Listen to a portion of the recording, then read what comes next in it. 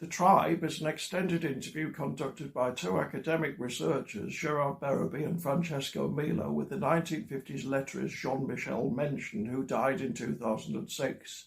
Lettrism is not well known in the English-speaking world. However, there are good reasons to see it as the forerunner of a bigger and more famous movement called Situationism, and it was on that basis that the interview took place. Letterism had begun with a Romanian poet called Isidore Isou, who arrived in Paris in 1945 armed with a cache of unpublished manuscripts about poetry and surrealism, to which he saw letterism as the heir. He quickly gained a following, amongst whom was a young Guy Debord, Situationism's future founder. Isou produced political works, manifestos on poetry, painting and music, and a metagraphic novel, a book in which the sounds of words and their meanings are dissociated. His influence reached its zenith in 1951 with a 4.5-hour experimental film called Treatise on Slime and Eternity, which was roundly booed at the Cannes Film Festival. Part of the reason for his success had always had to do with his genius for publicity stunts, including an anti-religion protest in Notre Dame Cathedral and a public denunciation of Charlie Chaplin at the Hotel Ritz Paris in 1952. Unfortunately, the Chaplin event was his undoing. It didn't go down at all well in radical circles. Chaplin was well known as a leftist, and it caused a split within letterism as Isou attempted belatedly to distance himself from it. Guy Debord and another letterist, Gilles Volman, went in the opposite direction. They embraced it and they created a new organisation called the Letterist International, the LI, which disowned Isou. Linked to this new group were the so-called ultra-letterists. While the LI was essentially an anarchist group with a broadly disruptive agenda, the ultras focused on avant-garde art. Both were effectively dissolved by the founding of Situationism in 1957, although Isou's letterism lasted until his death in 2007.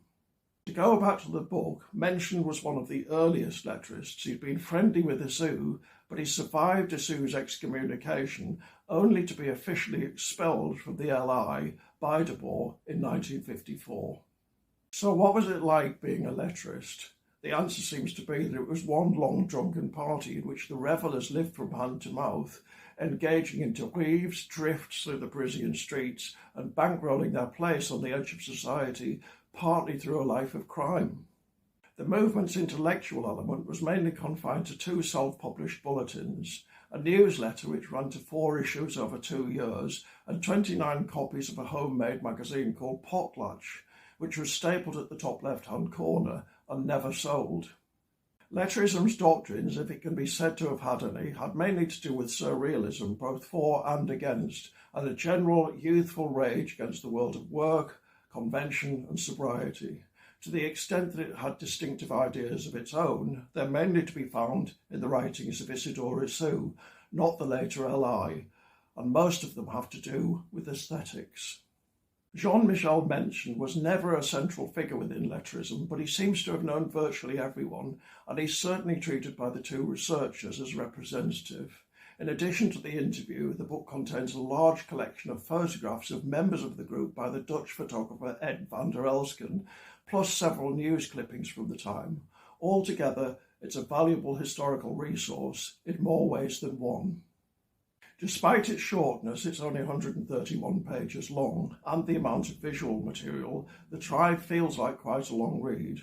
But that's mainly because Mention is talking about people and places with whom the general reader will usually be unfamiliar.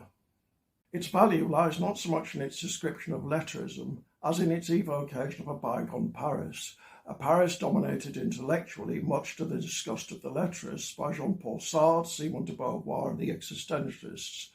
But beyond that, and more generally, it describes a certain version of what it's always meant to be young, a time when you can call down fire and brimstone on the entire world and even on yourself, and genuinely believe it's coming, and yet never relinquish your optimism.